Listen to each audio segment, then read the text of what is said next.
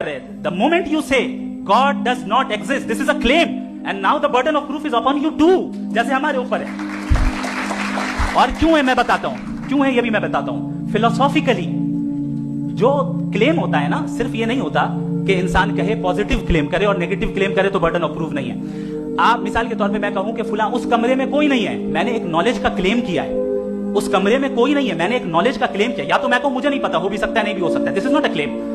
लेकिन जब मैं कह रहा हूं कि वहां कोई नहीं है या मैं कह रहा हूं वहां कोई है, दोनों क्लेम है और दोनों के ऊपर बर्डन ऑफ प्रूफ है। हमारे ऊपर भी बर्डन ऑफ प्रूफ है, मैंने कंटिजेंसी आर्ग्यूमेंट दिया, इसे तोड़कर दिखाई। आखिरी चीज, इन्होंने कहा कि खुदा दुनिया बनाने से पहले 150 साल पहले या करोड़ों साल पहले क्या कर रहा था। अरे हजरत, चलें बहरहाल मैं जवाब दे देता हूं, आप हमारे रिस्पेक्टेड पर्सनैलिटी हैं, अगर आप नहीं होते तो मैं ऐसे एंटरटेन ही नहीं करता।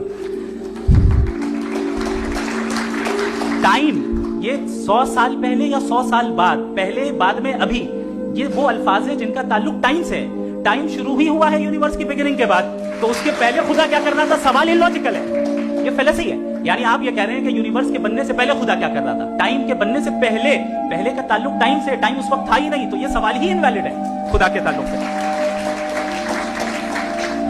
दूसरी चीज, आर्ग्यूमेंट ऑफ कंटिजेंसी जो मैंने आपके सामने पेश की है, आपने बार बार ये प्रूफ किया और ये कह रहे हैं कि गॉड ऑफ गैप्स।